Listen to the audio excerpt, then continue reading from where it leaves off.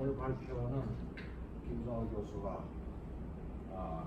해주시고 토론은 우리 박준 선생, 송혜영 교수 해서 지금까지 되게 토론이나 발표가 콘텐츠나 정책이나 비즈니스 쪽에 치우쳐져 있었는데 이번 유교전쟁 70년을 맞고 오늘 김성호 교수의 발표는 사람의 문제를 다루게 됩니다. 이건 현재 우리들에게 어떤 영향을 주고 앞으로의 방송의 장래에 대해서도 상당한 영향을 주는 드물게 보는 사람의 문제를 다루는 것입니다. 특히 사람의 문제 중에서 우리들이 개발한 정당한 이론과 품위와 품격이 단절된 문제를 다루게 됩니다. 시간은 좀 넉넉하다고 하니까 김 교수 김성호 교수 발표를 해주시고 이어서 토론하도록 하겠습니다. 예, 안녕하십니까. 발제를 맡은 김성호입니다. 방송학회 한봉섭 회장께서 저에게 이 세션 구성을 부탁하셨습니다. 그래서 방송학회 역대 회장들께 메일을 제가 드렸어요. 응답해 주신 분이 여기 김학천 선생님하고 송혜동 전 회장님 이렇게 두 분이셨습니다. 박준용 사장님은 생방송으로 제가 연락드릴 건이 있어서 전화드렸더니 이 학교에 오신다고 하셔서 토론자로 참여해 주십사 부탁드렸습니다. 함께 해주신 세 분께 감사드립니다. 발제를 또 하실 분이 없으셔서 제가 할 수밖에 없는 그런 상황이었습니다. 공부를 매일 하고 있습니다만 파탄이 워낙 부족해서 진도가 나가지 못하고 있습니다. 양해해 주시기 바랍니다. 제가 1970년 KBS에 입사한 후부터 50년 했는데요. 방송계에서 학계를 넘나들면서 방송 역사 공부를 했습니다. 먼저 한국 방송 역사 사료를 부지런히 수집했습니다. 그러다 보니 이 분야 공부도 하게 됐는데 오늘 발표 주제는 6.25 70주년을 맞아 학계나 방송계에 도움이 됐으면 하는 마음에서 준비를 했습니다.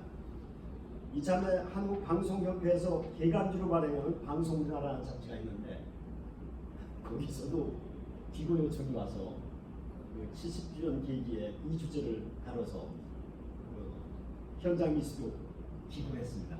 저는 1조 2석 묻겠습니다. 그럼 나눠드린 발제물을 중심으로 시간이 허용된 데까지 말씀을 드리겠습니다. 거듭 강조합니다만은 2020년 금년은 동족상전의 비극이었던 6.25 전쟁 발발 70주년 맞는 해입니다. 다음 주 25일이 70주년 되는 날입니다. 저는 이 전쟁으로 희생된 20대부터 50대까지 총장면 방송들을 찾아보고 그분들을 기리고 싶었습니다. 이글 도입 후에 1950년 이 전쟁의 첫 희생자로 가장 먼저 떠오르는 이가 분을 제가 적었습니다. 국방부 정은국 보도과장 육군대령 김현수. 이 김대령이 그 당시 하나밖에 없던 방송국 정비를 담당하게 된 계기는 국방부 정은국 소속이었기 때문입니다. 그 당시 KBS 국영방송 관장 최고 책임자는 공보처장 이철원 공보처장이었습니다. 전쟁이 나자 이철원 공보처장이 국방부 이선근 정원국장에게 협조를 구했습니다. 이선근 박사는 젊은 독자들 위해서 제가 각주를 달았는데요. 70, 80대 우리들에게는 너무 유명한 분이셨습니다. 역사학자로 서울대 교수를 했고 서울대를 비롯해서 4군데 대학 총장, 문교부 장관, 지금의 교육부 장관을 지낸 분입니다. 정육장 이선근의 지시를 받아 업무를 수행하던 고독과장 김현수는 전쟁 발발 4일째 되던 날인 6월 28일 새벽 3시경, 4시경, 5시경 이렇게 얘기가 있는데요. 정동에 있던 서울중앙방송국을 찾았습니다. 그때 현관 앞에서 북한군이 총탄에 맞아 숨졌습니다. 그때는 이미 북한군이 한국군 군복으로 변장하고 방송국 입구를 점령해 주변을 감시하고 있던 상황이었습니다. 여기 제가 1950년 12월 11일자 12일자 신문을 가져갔는데요. 복사해 가져갔는데 여기 보면 제목 보면은 전 국방부 고독과장 김현수 대령 전사 전말이라는 기획 기사입니다. 김현수 대령의 피습 사건이 얼마쯤 지나서 KBS 직원 이중근 36세로 기록이 되어 있습니다만 조선일보 신문을 인용하면 되는데 이분도 사살이 됐어요. 이중근 선생이 방송국에 들어서려다가 현관문 근처에서 발견된 권총, 북한군이 김현수를 사살할 때 떨어뜨린 걸 수습하다가 탄피 수습하다가 북한 병사의 총격이 희생됐습니다.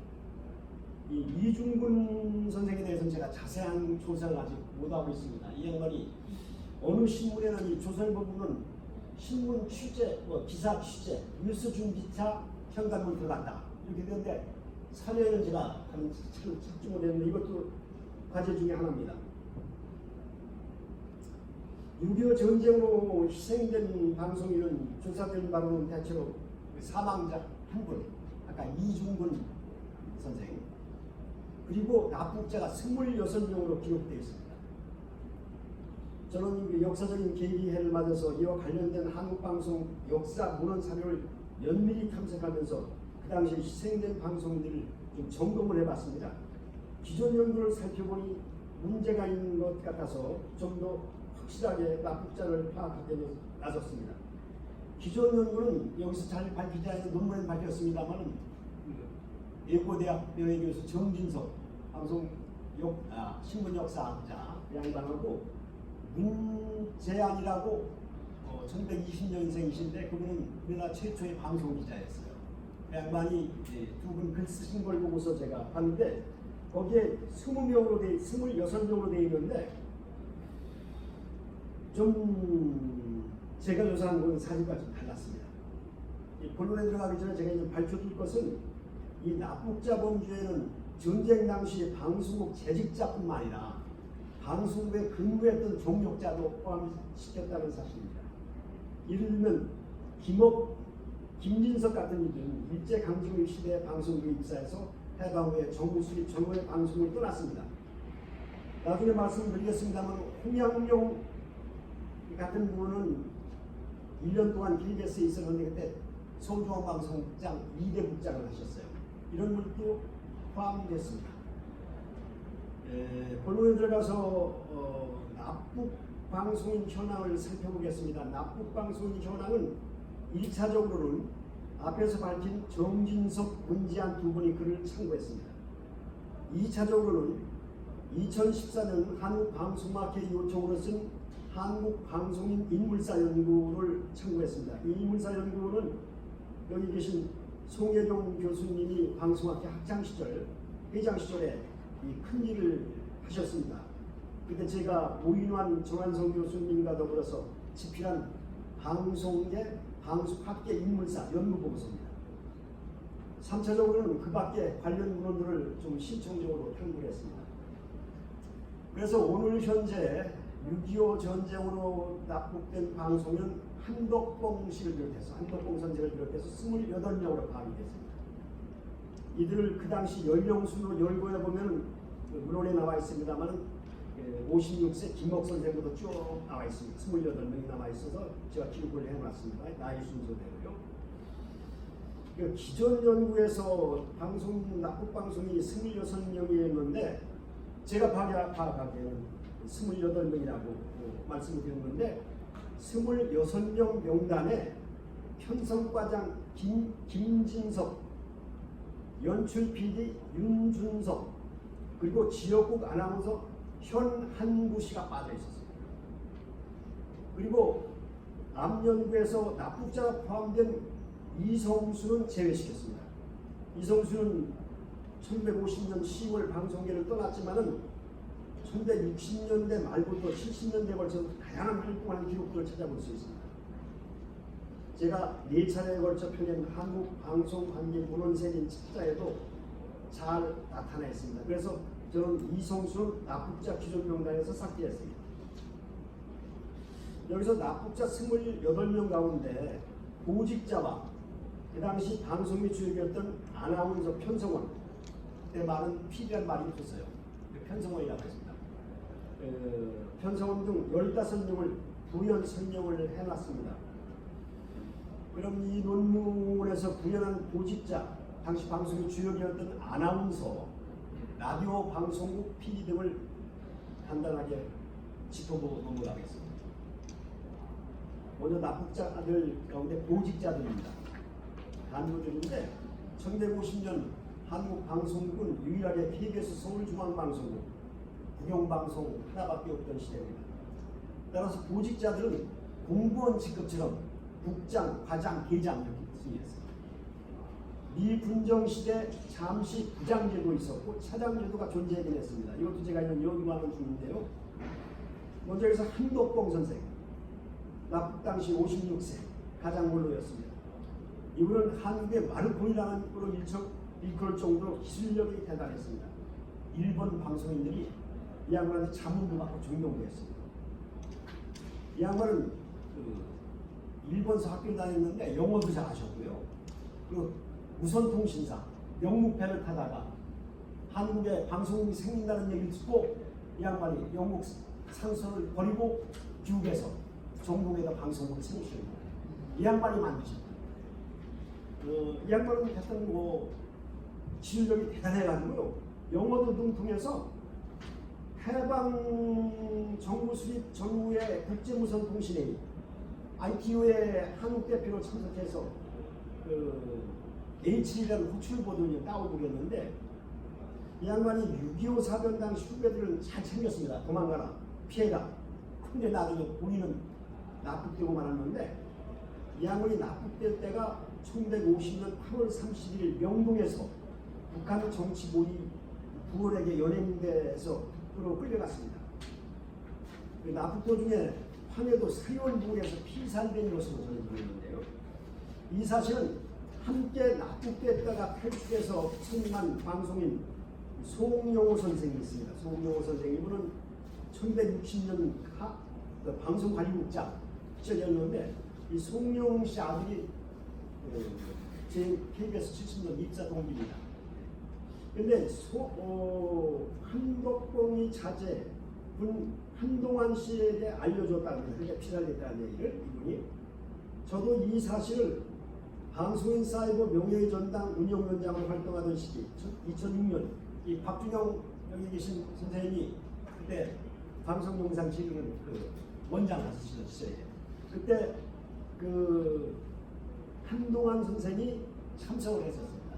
그래서 그때 제가 여쭤봤더니 이거 확인됐었어요. 근데 한동환 선생이 왜 그날 와셨냐면 유병원 선생이 그날 유병원 선생이 명예전당에 헌정이 되니까 이분을 보고 싶어서 아버지가 사랑했던 후배 보고 싶어 왔다가 제가 이 말씀을 여쭤봤습니다. 다음은 김옥 선생입니다. 김옥 선생은 김소월 은사로 안수라고 아우가 친숙한 시인입니다. 1935년 경성방송국에 들어와서 제자 일을 했는데요.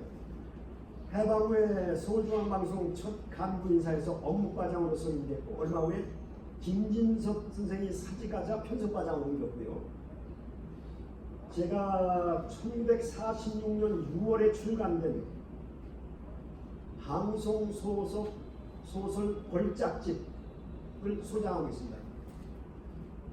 여기 이 책을 제가 가지고 왔는데 이게 40년 책인데 이 책에 40년 책인데 여기 보면요 이 발간사를 이 양반이 썼어요. 발간사를 썼는데 권고 1원 썼는데 뭐라고 쓰냐면 여기 뒤에다가 1946년 6월 4일 서울중앙방송국 편성부장 김옥 이렇게 써있습니다. 내가 이걸 보고 감탄을 예.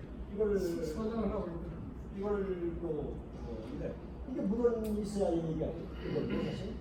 그래서 이걸 보면서 편성부장 제도가 이게 있었나 했더니 나중에 미군정 시대에 부장 제도가 잠시만 그래서 편성부장은 양반이 하시고 그때 보도부장이 있는데 아나운서를 관장하고 기자를 뽑아서 할 때인데 그때 보도부장은 이계원 선생이 했던 이게 나옵니다. 이 발간사를 보셨고요.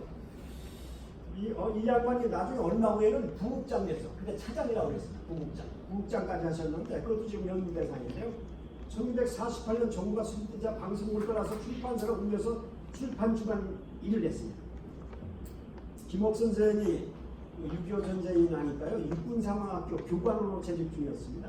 그런데 9월 10일 서울 계동 54번지 자택에서 북한 내무소원 2명에게 끌려가 납부됐습니다.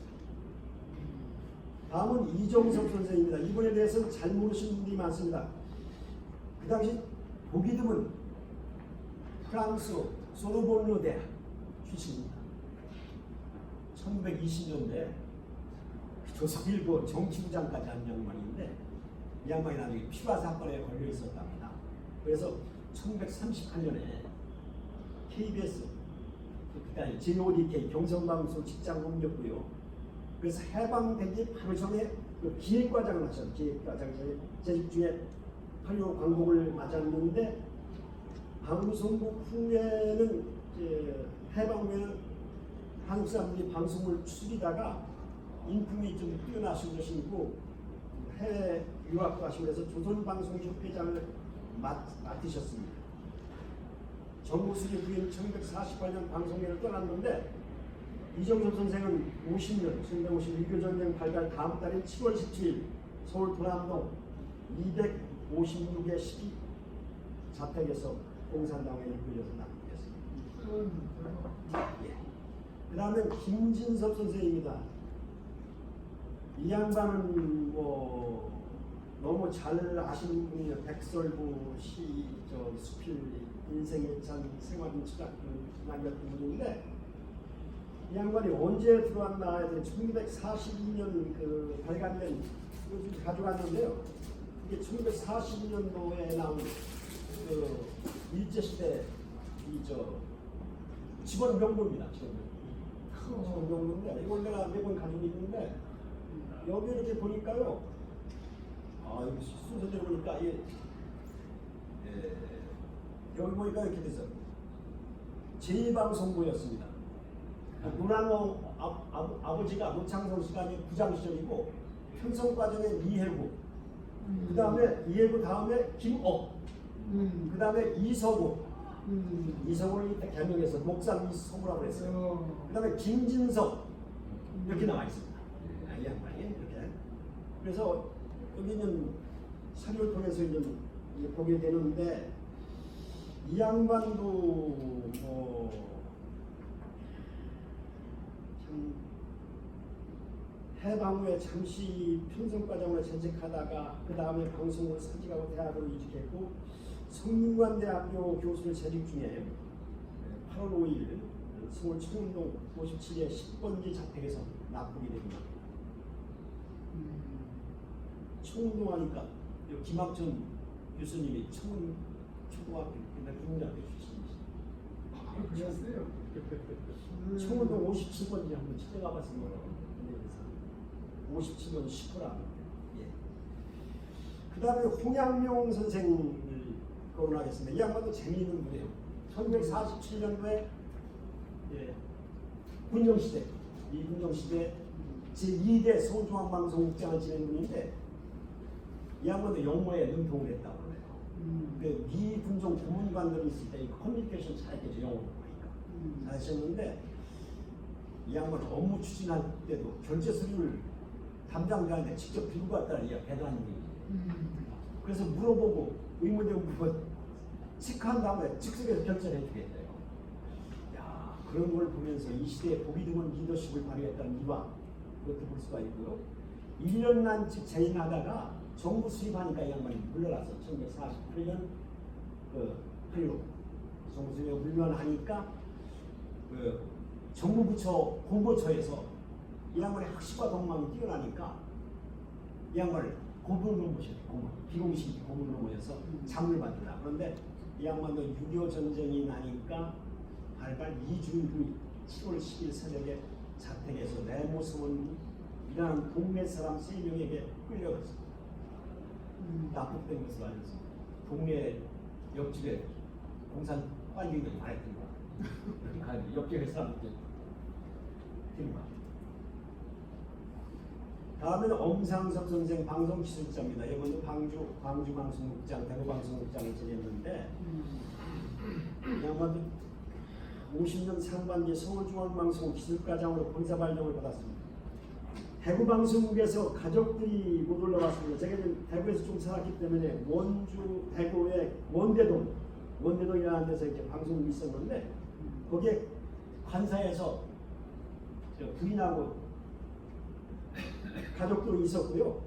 서울에 방영을 받으니까 집을 이사하기 어려워서 서울시 초동 51번지 여자 형제 집에서 기거하고 있었는데 초동이면 어디 집이에요? 초동 51번지인데 여자 형제 집인데 누나나 뭐 여동생이었던 것 같은데 7월에 서울집에서 내무서원 4명에게 연행돼서 중불 경찰서로 수용된 후 납북된 것으로 알려져 있습니다. 김도연 선생, 이분은 38년 입사해서 평양방송, 함흥방송 등에서 근무하다가 해방될 때쯤 전에 청진방송국 갔는데 제 끝머리 방송국이죠. 이 청진방송국에서는 일본군이 소련군이 진주 수술을 듣고서 소련군들 와서 이제 점령한다는 얘기 듣고서 일본 방송 직원들이 청진방송에 들어왔어요. 자기네 태워가지고 이제 내려오려고. 그러다가 이 사고로 일본인 방송국장, 방송과장, 업무과장, 직원 1명, 국장의 딸 5명이 방송국 뒷산에서 죽었습니다. 이때 김도연 씨는 이 사실 미리 기밀을 챙기고서 구사일 세워 서울로 와서 연희송신소에 근무했고 이분은 6.25 당시 연희송신소장으로 있었습니다.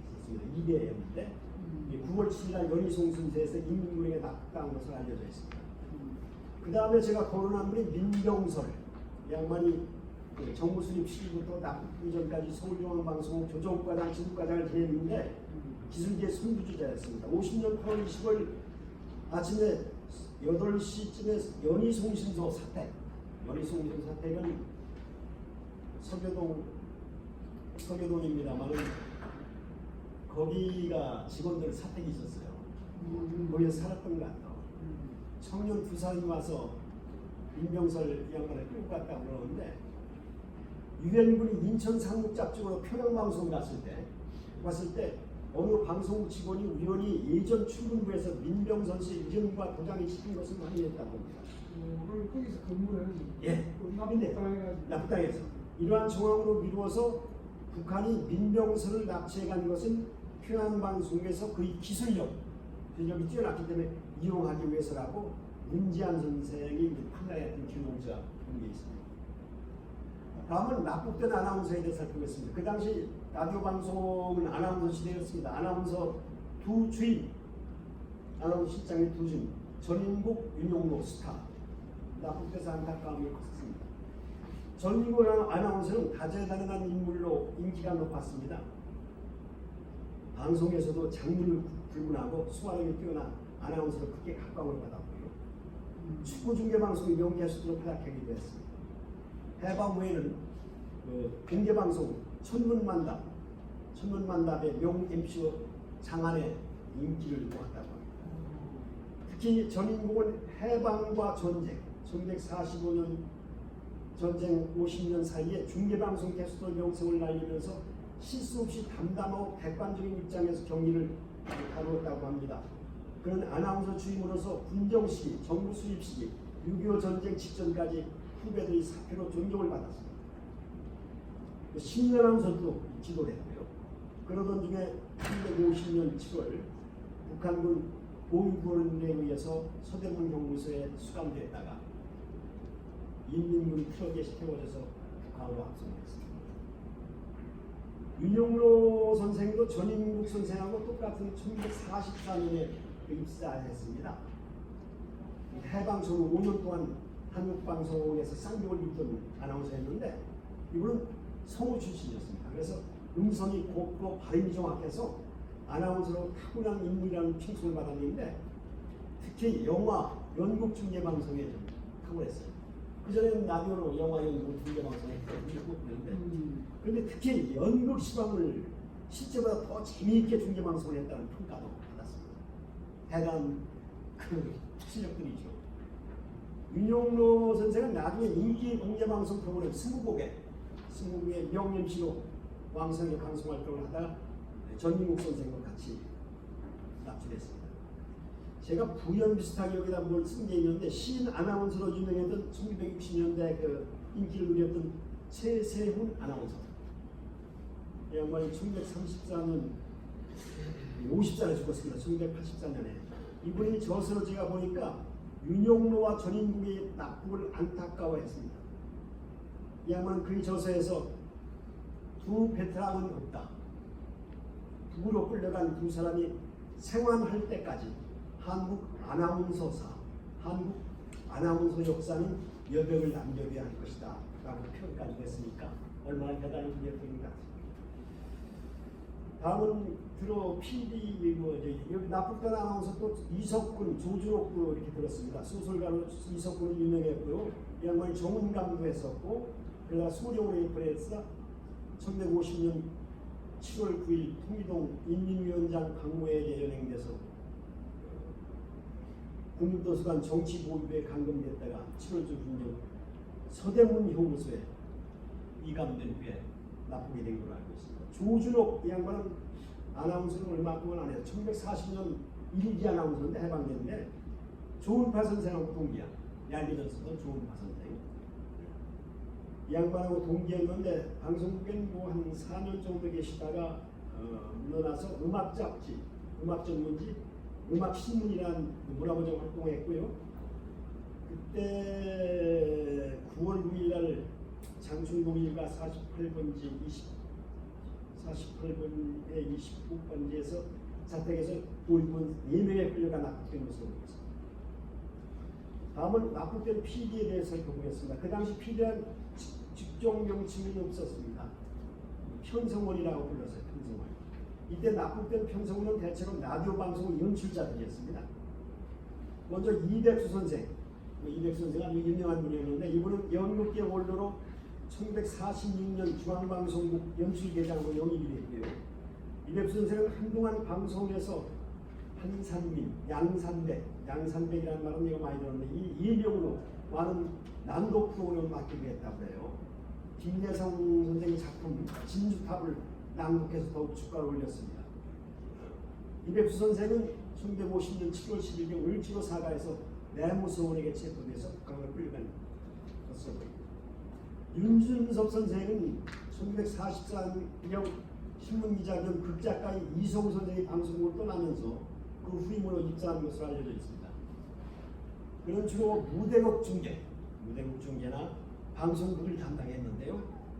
윤준섭 선생은 1947년경 방송국을 나와서 다른 일을 하다가 서울신문사에서 그 출판부의 주간부장이 됐다고 합니다. 그때 방송국 상사였던 김진섭 선생이 출판국장이셨으니까 그 휴화에서 주간 서울을 주 1회씩 발간했다고 하는데 윤준섭 선생과 김진섭 선생과 함께 납북했습니다.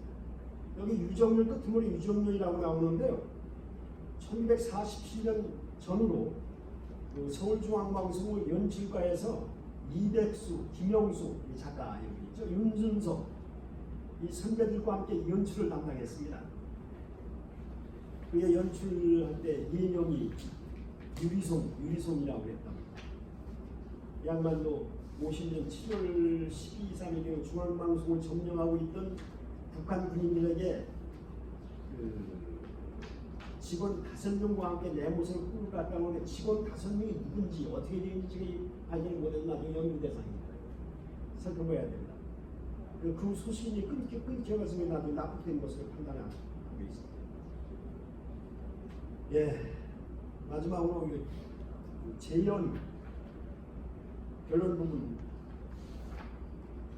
말씀드리겠습니다. 이 글이 문제가 많은 미완성 논문이라 자세히 좀 다 말씀을 드리겠습니다. 좀 결론 부분요.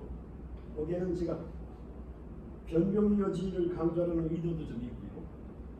여러 선생님들의 자문과 공연도 듣고 싶었기 때문입니다.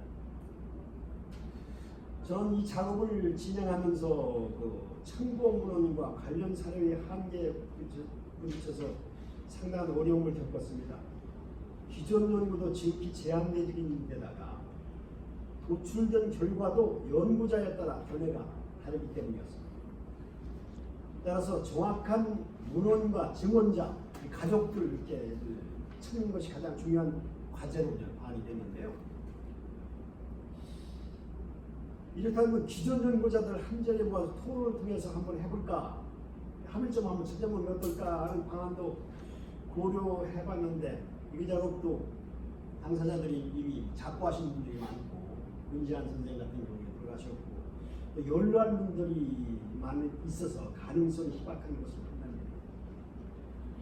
이러한 여러 난제를 해결하는 가장 합리적이고 바람직한 방안, 이건 제도권에서 맡아서 추진하는 것이 좋습니다.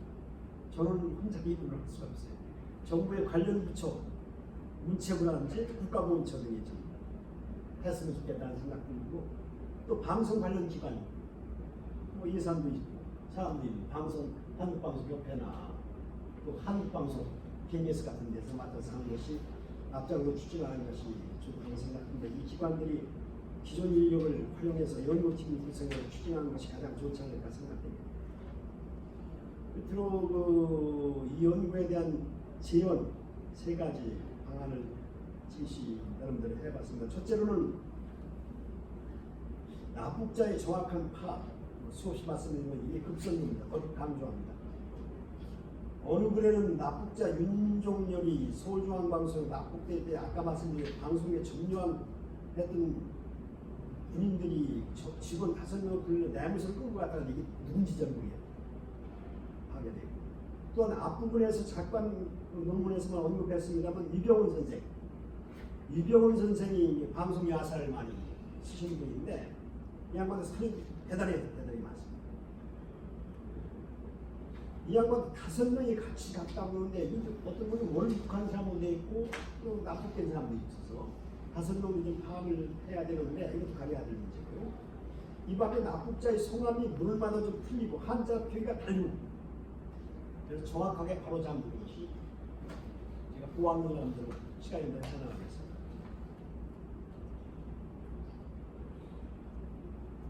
둘째로 한국방송학회, 한국방송협회, 한국방송 KBS 등 한국방송 관련 학회나 기관에서 관심을 갖고 기여하기를 강조드립니다. 앞서 말씀드렸습니다만 이런 기관들이 나서주기를 바랍니다. 방송의 역사도 방송인의 역사입니다. 특히 안타깝게 희생된 방송인들 기는 그 자체만으로도 중요한 연구 아이템이 될 겁니다. 역사와 인물 그리고 그와 관련된 사료 연구 학문의 기본입니다. 선진국가나 선진방송의 축소이라고 할 수 있습니다. 한국인과 한국 문화의 풍토가 역사와 사람에 대해서 등한시하는 경향이 있다는 사실 돌아보고 고쳐가야 할 과제라고 생각이 듭니다. 셋째로는 이 6.25 전쟁 70주년을 기점으로 납북방송일 기인 정기적인 추모 모임이나 관련 행사가 추진돼야 할 것이라고 봅니다.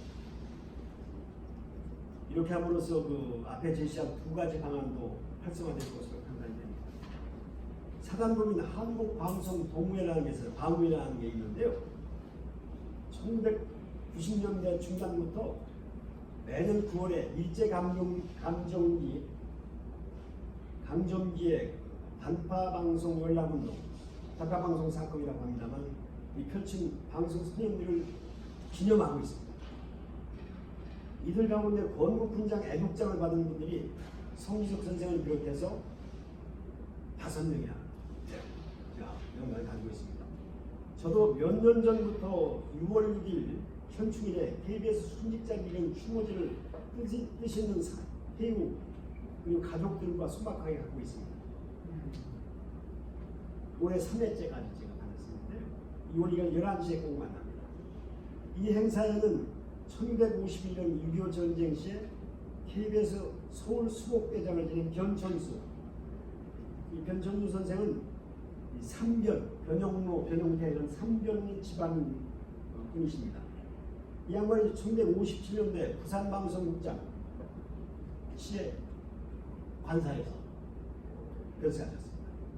근데 이 손자가 다행히 KBS I 제가 사장 시절에 직원이었어요. 지금은 KBS 미디어 통합에서 미디어에 가 있는 노조위원장을 맡고 있더라고요. 노조위원장이 7월 1일 날 한다고 하더라고요. 그래서 이 사람은 꼭 이해 때부터 제가 참석을 시킵니다. 또한 86 아시안게임, 88 서울올림픽, 2002년 월드컵을 치른가 불철주야 헌신한 후유증으로 이 양반은 서강대 영문과 최근 영어를 잘했어. 스포츠계 영어하는 사람들이 별로 없었거든. 그리고 미국에서 석사까지 했어.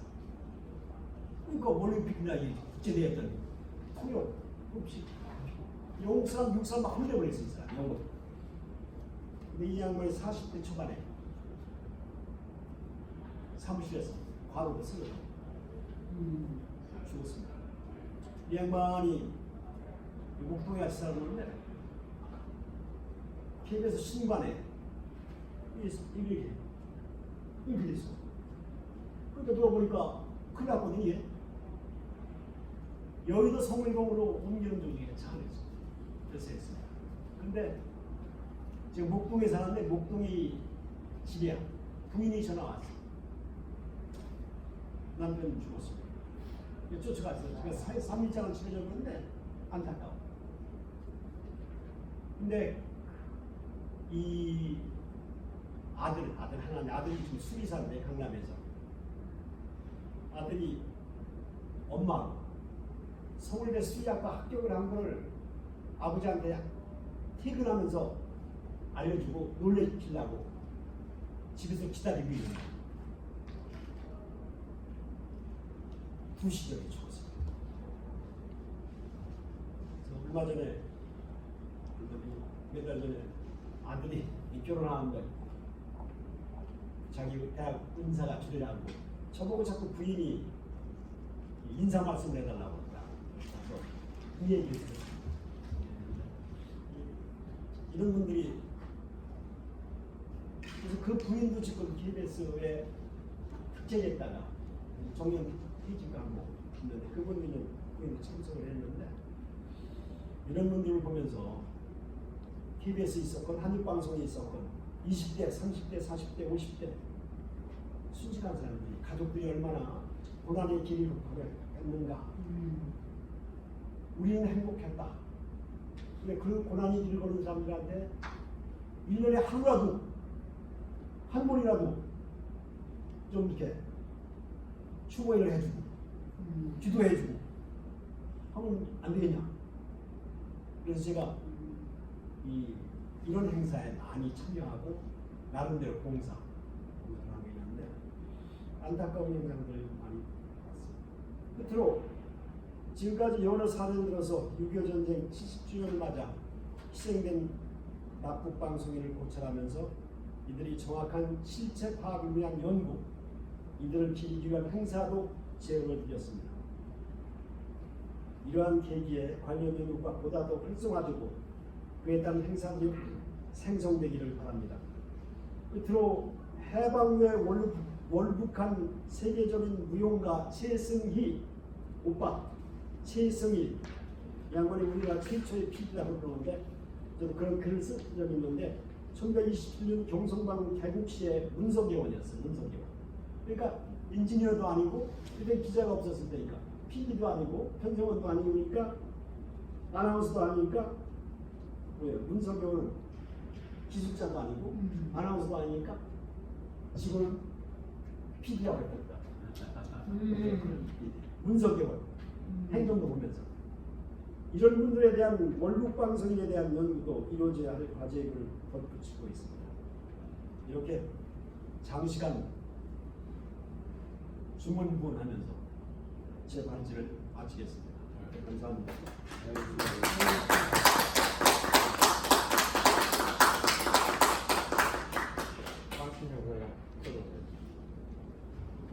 근데 목소리가 어디 갔어요? 예, 마이크 치셔요. 저도 마이크 켜놨어요. 우선 제가 어제 이 토론자로 보니까 토론자의 예의상 조금 이거를 자료를 좀 조사를 봐야겠다. 집에 있는 방송 관련 뭐 총서들이나 뭐나 그 미디어 역사라든가 이런 게 몇 건 있는데 이를 뒤지게로 보니까 정말 참 제가 방송국에 50여 년 있었어 그걸 몰랐구나. 유교 방송, 납북 방송에는 고사하고 그 유교를 다룬 방송 기록, 방송사가 거의 없다. 뭐 전문은 아니지만 거의 없다.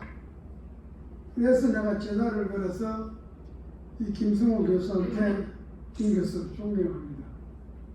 완전히 한 장도 없는 데서 이렇게 8, 9페이지 되는 빽빽한 자료를 갖다가 정성껏 해주신 그 방송인으로서의 또 그렇게 방송사를 연구하는 교수로서의 제가 존경을 표시했습니다.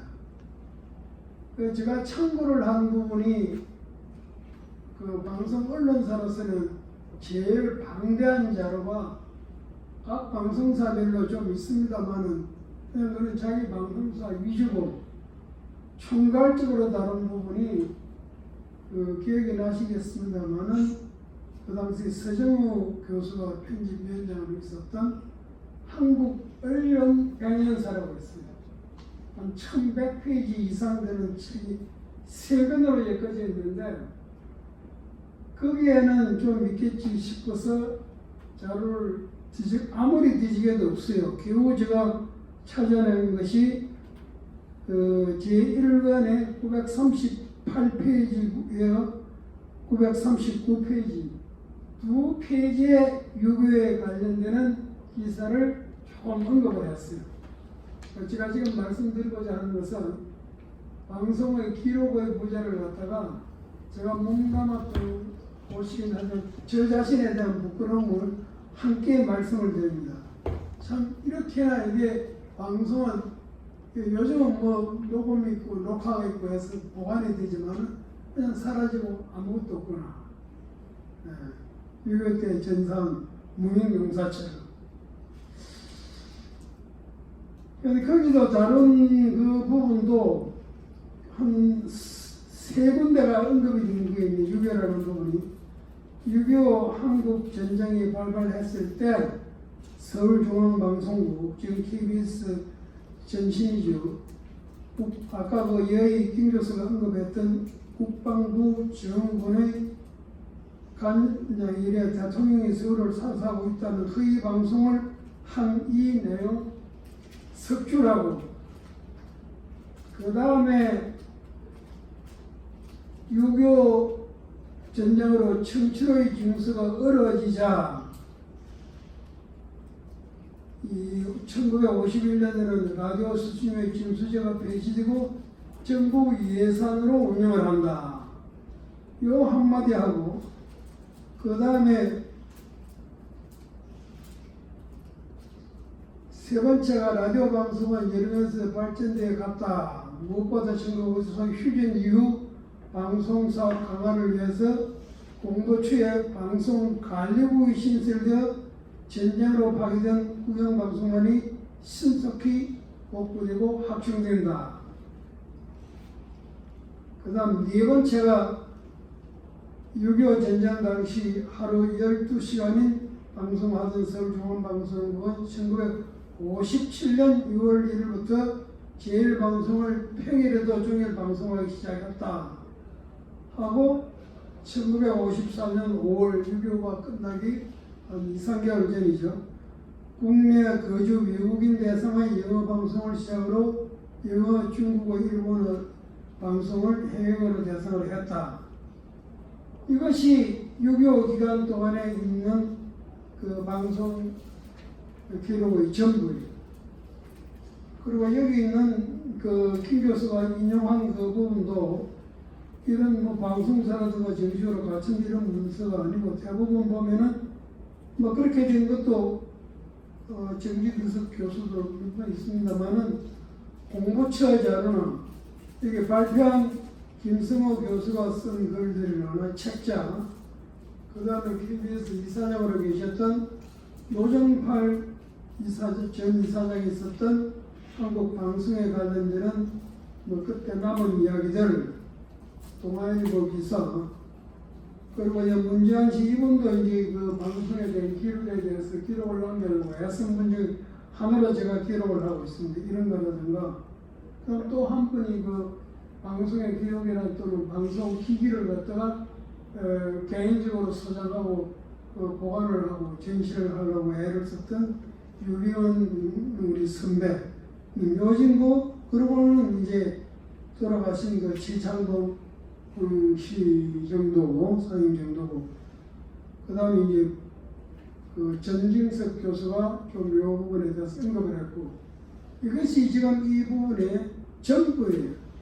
그래서 여기 지금 현재 많이 블로그라든가 이런 것이 많이 있어가지고 제가 한번 하도 이제 허전해가지고 그 블로그를 뒤지게 보니까 몇 가지가 나옵니다. 참고로 6.25 때 납북된 방송이 돼가지고 사진까지 나와요.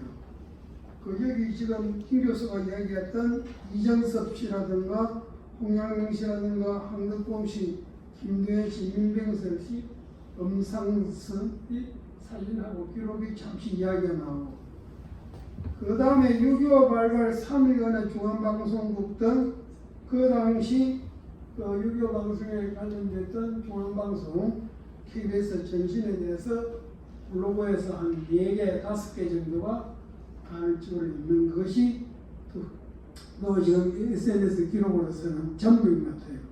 그래서 결론적으로 김승호 교수가 이야기했던 이분 중에서 저도 못 남았던 것이고 여기 잘못도 있습니다만은, 제가 한국방송영상진흥원에 아까 김 교수가 잠시 언급했죠.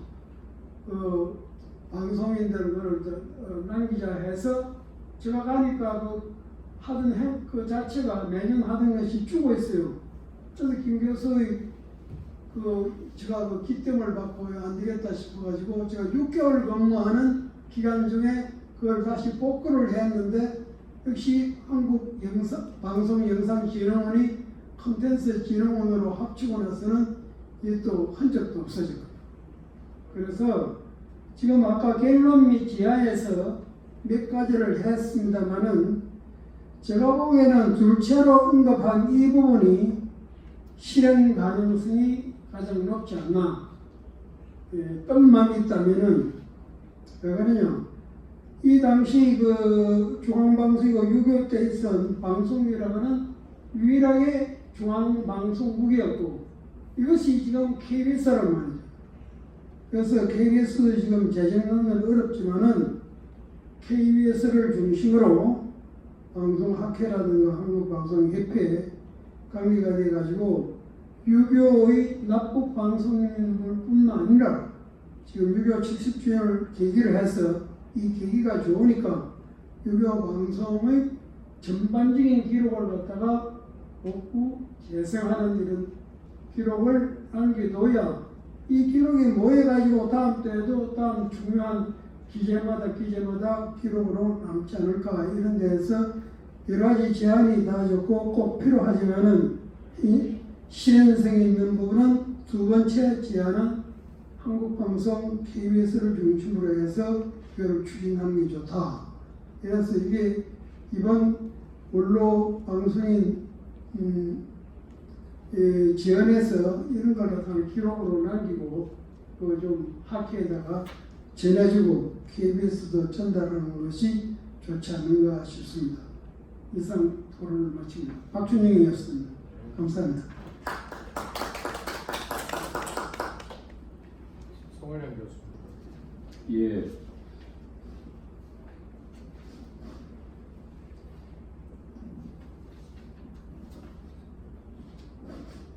나옵니까? 예, 우리 김성호 선배 교수님께서 이 10년 동안 이 원로 섹션을 준비해 오셨습니다. 다시 한번 그 선배님의 노고에 정말 이 후배로서 감사의 말씀을 드립니다. 정말 우리 김성호 선배 교수님이 안 계셨다 할 것 같으면은 이 모임을 만들지도 못했고 오늘까지 지속할 수도 없었습니다. 정말 이 모임이 있어서 우리 방송학회도 늘 학회를 할 때마다 정말 그 의미를 더 높여주는 이러한 그 섹션이라고 저는 생각을 하고 있습니다. 다시 한번 감사의 말씀을 드리면서 정말 오늘 발표를 해주시는 이 발표문을 받고 나서 저도 깜짝 놀랐습니다. 특히 제가 이제 우리나라 그 방송학자로서는 처음으로 이 스포츠 커뮤니케이션이라고 하는 분야를 제가 개척을 하고 처음으로 이제 책을 썼는데 그 1993년도에 스포츠 커뮤니케이션이라고 하는 책을 쓸 때 원로 선생님들께서 전부 그런 말씀 하셨어요. 송 교수 그게 뭐 하는 분야야? 제가 말씀을 드렸습니다. KBS 뉴스 끝나고 나서 단독으로 나오는 섹션에서 제일 먼저 나오는 게 뭡니까? 했더니 그거 스포츠지. 근데 그 당시만 해도 스포츠 하면은 콘텐츠라든가 뭐 사회적 가치를 중시 여기지 않는 이러한 그 분위기였습니다. 특히 이제 1988년도 그 우리 서울 올림픽이 개최가 될 때 많은 데서 그 좀 부정적인 우리 독재와 관련을 해서 그러한 그 기억을 갖고 있었는데 세월이 지나면서 이러한 분야들이 얼마나 중요한 분야인지를 새롭게 제가 이제 또 우리 김성호 선배 교수님께서 그런 분야를 쭉 정리를 해주시는 이런 걸 통해서 제가 많은 성찰을 하게 됐습니다. 다시 한번 이제 감사의 말씀을 드리면서 제가 정말 이러한 연구가 필요하고 새로운 분야들을 연구를 해야 되겠다고 하는 것이 제가 독일에서 유학을 하면서 그 학창 시절에 많이 느꼈습니다. 그때 제가 사회학을 복수 전공을 하는데 그때 그 사회학 탐구라고 하는 시간에 교수가 그런 얘기를 하더라고요. 이 역사를 쓴다라고 하는 것은 일상 연구로부터 출발하는 모습을 가져야 된다. 근데 그걸 제가 잘 이해를 못했었습니다. 그 당시에. 근데 학위를 받고 서울로 돌아와서 세월을 지나면서 보니까 이 일상 연구야말로 정말 역사를 연구하는 중요한 분야다. 근데 그 역사학과를 가서 보니까는 우리나라에서는 2000년도가 시작되면서 일상 연구에 대한 논의가 이루어지는 것을 볼 수가 있었는데 우리 김성호 선배 교수님께서는 정말 오랜 동안에 그 전에부터 이 일상 연구가 매우 중요하다고 하는 것을 깨달으시고서 이 자료를 갖다가 엄청나게 준비를 해 주셨습니다. 그 자료를 볼 때마다 정말 저도 그냥 깜짝 놀라는 마음을 늘 갖고 있습니다. 그래서 저는 정말 이 일상 연구가 하나의 개인사에 대한 연구가 아니라 우리 사회의 또 다른 분야를 연구하는 부분이다라고 하는 것을 늘 새롭게 조명해 주시고 있는 거다 생각을 하고 있는데 요번 70주년 6.25를 맞는 데 있어서 정말 우리가 일상과 개인이라고 하는 이러한 부분들이 어떻게 역사를 재구성해내고 있는지 우리 스스로가 어떠한 사회적 재구성에 대해서 많은 얘기를 했지만 정말 우리가 연구했었던 우리 삶에 대한 이러한 재구성 우리 PD 선생님이라든가 아나운서 이런 것들에 대한 재구성은 너무나 우리가 등한시했던 모습이지 않는가 이런 말씀을 드립니다. 이것은 우리 김성호 선배 교수님께서 정말 개인의 발견이 중요한 시대적 의미다라고 하는 것을 다시 한번 그 화두로 던져 주셨다라고 생각하고 있습니다. 최근에 볼 것 같으면은 모든 이러한 사회적 문제에 대해서 무관심을 넘어서 업신여기는, 사회적 가치를 업신여기는 이러한 모습이 너무 팽배해지는 이런 가운데에 오늘 이러한 그 말씀은 정말 우리가 어떠한 모습으로 사회적 가치를 재구성해 내야 되는지에 대해서 저는 큰 의미를 주시는 말씀을 던져주셨다라고 생각을 하고 있습니다. 정말 우리 여기 선배, 저는 다 선배 교수님이고 제가 젊은 시절에 많은 영향을 주셨던 분들이 지금 계시는데 늘 저는 우리 김학천 선배 교수님을 통해서 또 박준영 선배님을 통해서 우리들한테 전해주셨던 말을 이렇게 제가 요약을 했습니다. 우리가 정신적인 자각에 이르도록 하는 일이야말로 세상에서 가장 위대한 사회적인 봉사고 지적인 활동이다. 이게 바로 우리 저널리스트들이 방송인들이 해야 되는 일이다라고 저는 늘 배워왔습니다. 정말 오늘 또 이 자리에서도 이제 정년을 하고서 남는 이 언론 모임 섹션에서 정말 이러한 발표야말로 우리를 새로운 정신적인 자각에 이르도록 하는 이러한 그 지적인 활동 이 부분을 다시 한번 우리가 우리 스스로 담아내야 되고 이것을 자각을 해야지 정말 시대적 물음에 답하는 우리들의 행위가 되지 않을까 이러한 메시지를 저는 전달해 줬다고 생각을 하고 있습니다. 정말 이 개인의 발견을 통해서 맨 처음에는 개마인 시합부터 기저 시합부터 통해서 집단을 발견했고 그 다음에는 매스 대중을 발견했는데 최근에 와서는 개인에 대한 발견들을 충실히 여기는 이러한 모습인데 이러한 세 가지의 발전 단계를 왜 필요한지 이것에 대한 연구가 왜 중요한지를 실증적으로다가 지금 말씀해 주셨다고 생각을 해서 정말 오늘 이 대안으로다가 말씀해 주셨던 이러한 분야를 우리 학회가 좀 해야 되겠다. 이것에 대해서는 저는 정말 전적으로 동감을 합니다. 제가 그 방송학 회장을 할 때 마침 우리 김성호 선배 교수님께서 이런 것들을 해야 된다. 전환선 교수님하고 얘기할 때 제가 그냥 맞습니다. 두 분 선배님의 말씀을 제가 따라서 하여튼 그 학회에 생활이 어렵더라도 그래서 제가 지원을 하겠습니다 라고 했는데 그때 조금 이렇게 하는 것을 통해서 저도 이제 그때 정말 큰 배움을 가졌었는데 오늘 또 다른 배움을 주셨다고 생각을 해서 정말 이제 앞으로 조금 더 노력을 했어도 이 분야에 대한 재정적인 지원을 좀 만들어야 되지 않을까 생각을 하면서 오늘 김성호 선배 교수님의 이 귀중한 발표에 대해서 정말 감사의 말씀을 드립니다. 오늘 이 발표가 새로운 연구를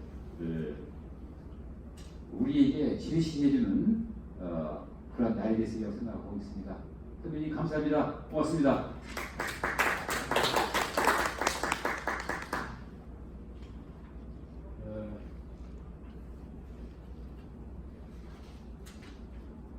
제가 한 가지만 조금 이렇게까지 이야기했는데 여기 김옥 씨가 저는 이제 시를 쓰니까 김옥 씨하고 저희들은 껌뻑지고 왜냐하면 한국의 그런 현대시를 토입한 분이 바로 김옥 씨거든요. 그리고 우리가 흔히 아는 김소월에게 가장 영향을 많이 미친 고향 근처에서 태어난 분 바로 김옥 씨고 이런 분이 이제 지금 현재 친일 반민족 행위자로 찍혀 있습니다. 그것이 이제 그 기록에 보면은 옛날 간유가제에 그러다가 큰 시를 올린다든가 뭐 하는 부분인데 근데 이번에 여기다가 한 이번 내 방송인 줄 정말 몰랐어요. 그리고 지금 현재 그 한국 민족문화대백과 등가 하는 이런 사전들에 보면은 그 이분의 방송 기록은 일체 나오지를 않고 하나는 또 1956년에 납북된 이유 아닙니까? 그게 이분 이력에 뭐가 되어 있냐면 제국 평화 통일 촉진 협의회 중앙위원으로 되어 있다. 제국 평화 통일 촉진 협의회 중앙위원. 이거는 또 뭔가 이 사실 이력이 또 맞는 건가 사전에 담은 게 이러한 제가 이제 시를 쓰니까 김욱 씨에 대해 또 이렇게 되면 지지자들 방송 선배가 되는데 이런 객관적인 기록이 있어가지고 제가 여기 나왔길래 내가 참 어깨까지도 곁들여서 좀 말씀드립니다.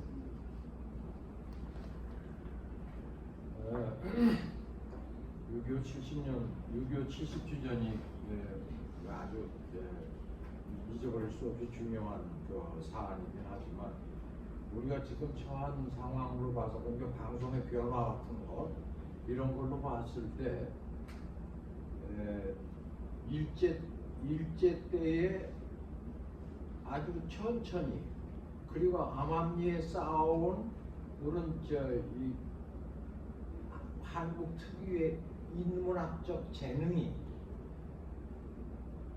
70~80%가 방송은 하나뿐이니까 KBS로 몰켜서 뻗치기 시작을 했어요.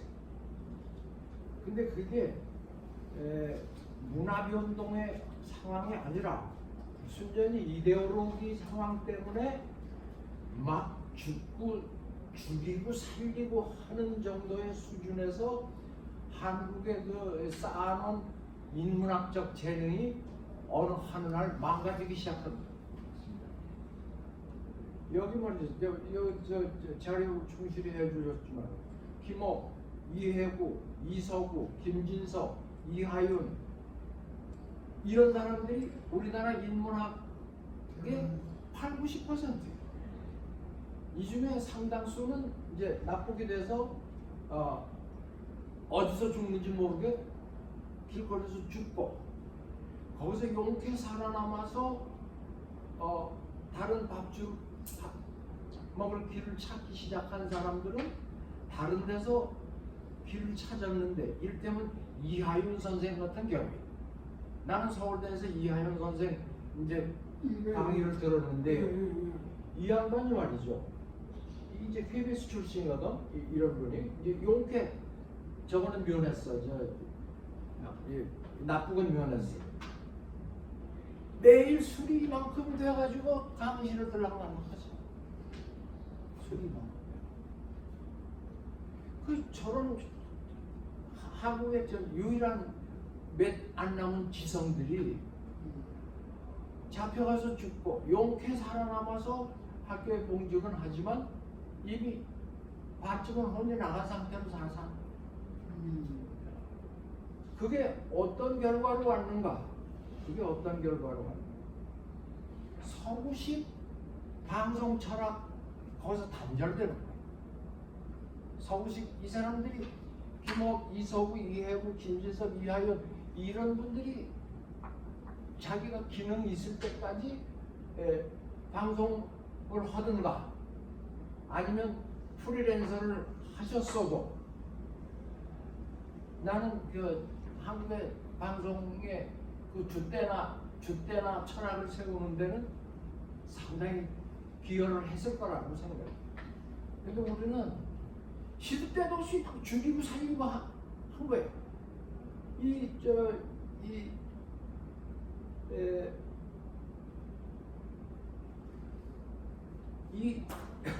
방송을 이 사람들이 김옥, 이해구, 이하윤, 이성구, 김진석 이 사람들이 제일 소중하게 하던 가령 춘원 이광수의 소설 이렇게 하는 이광수라는 작가 자체도 똑같이 잡혀가다가 길에서 죽는 거예요. 언제 죽는지도 모르고. 그러니까 방송 철학이고 뭐고 없어진 거야. 그 다음에 새로운 세대들이 그냥 들어가고 새로운 세대들이 들어가서 그 다음에 이제 우리 같은 세대가 들어갔죠. 근데 그것도 이제 역사학자들이 한번 다음 제가 되는데 70년대 무더기로 퇴출이 돼. 무더기로 퇴출이 돼. 방송학회를 맡았던 우리 김민남 교수하고 나하고는 75년대 해직했어요. 그 다음에 일을 못하게 한 거예요. 75년대 30명 한 단위 방송국에서 30명 이상이 쫓겨나는 거는 그 문화에 주는 영향이 엄청 컸던 거예요. 그 다음에 80년대 역시 마찬가지죠. 그런 상황이 와. 그래서 이제 죽는 단계가 있고, 아주 목숨을 그냥 죽는 단계가 있고, 그 다음에 일을 못하게 하는 퇴출 단계가 있고, 이런 것들이 잊어버릴만 하면 발생함으로써 한국이 유럽 같은 단단한 방송 철학을 못 맺는 거예요. 우리 송 교수 독일 전문가지만 나도 그쪽에서 공부를 조금 했는데 동독 작가가 방송은 서독에서 동독으로 흘러들었기 때문에 그게 통일의 기본적인 힘이 됐다는 건 다 아시는 거고, 출판하고 신문에서는 동독 작가가 슈피겔의 이놈의 독재를 하면은 여기서 작가들이 살 수가 없어서 너무 우라통이라서 자살을 많이 한다 하는 원고를 슈피겔에 계속 넘겨준 거예요. 그 슈피겔에서 그걸 실었어요. 그러니까 동독에서 아니 이게 어떻게 이런 원고가 동독에서 가끔 넘어오는가, 이거 다 잡아내자 해가지고 전 작가들의 이름 있는 작가들 도청을 시작을 하는 거예요. 그래서 그 도청에 이제 아주 주요 작가가 잡혀갈 텐데 그 도청 담당자가 괜찮은 작가 하나를 살려줘요. 살려줘요. 그게 타인의 삶이라는 이제 작년 재작년에 EBS에서 한 그 영화, 유명한 영화예요. 근데 실화예요. 실화. 그렇게 해서 문화적인 명맥이 완전히 끊기지 않도록 해주는, 변화만을 모색하는 이런 체계로 들어갈 수 있어야 되는데, 이건 그냥 아주 모강제를 그냥 수도 없이 잘라 죽이는 상태가 된 거예요. 그거에 대한 가장 기본적이고 초벌적인 연구의 시작이 됐다는데 난 의미가 있다고 봐요. 그리고 이게 이 한국 방송은 줄기가 어디 있냐? 줄기가 철학 방송 철학의 줄기가 생길만 하면 죽였다. 이게 아니 김옥, 이해구, 김진석, 이서구, 이화윤 이게 우리나라 인문학 이게 토대야. 이게 다 그냥 흔들리는 거예요. 이거는 분단 때문에 망가져버린 우리 고전적 재능의 발굴이에요. 고전적 재능의 발굴이에요. 이게 무슨 그리고 이거는 요런 양상은 일제에서 해방, 그 다음에 이제 6.25 전쟁에서 지금까지 이제 잡아다 죽인 거, 그리고 그 후에 정치 이데올로기 때문에 이제 퇴출, 무도부는 퇴출이 되고, 이렇게 해서 방송이 제대로 하는 것보다도 살아남는 게 우선 중요한 거 아니, 이런 생각들을 하게 된 거예요. 그러니까 이제 철학이 없어진 거예요. 그런 문제에 대한 단초를 제공해주고 그런데 참 중요하다. 그리고 그거에 대한 역사적인 가치가 누가 언제 어디서 누가 어떻게 죽었느냐, 며칠 죽었느냐, 이제 그런 것보다도 그런 걸 토대로 우리들의 기본 삶에 어떤 토대를 흔들어 놨는가, 어떤 그 양상을 더 이상 자라지 못하게 싹을 잘라버렸는 거야. 이런 게 아시까는 나도 독일 방송 연구가인데 끝내 부분 접근을 못하고 안 하려고 그러거든요. 왜 그런가에 대해서는 이런 지금 이런 배경이 아유 이런 여러 가지 연구 고맙습니다. 그냥 그 정도로 해서 마치도록 하겠습니다. 우리끼리 진지했습니다. 네. 우리끼리 진지. 수고하셨습니다.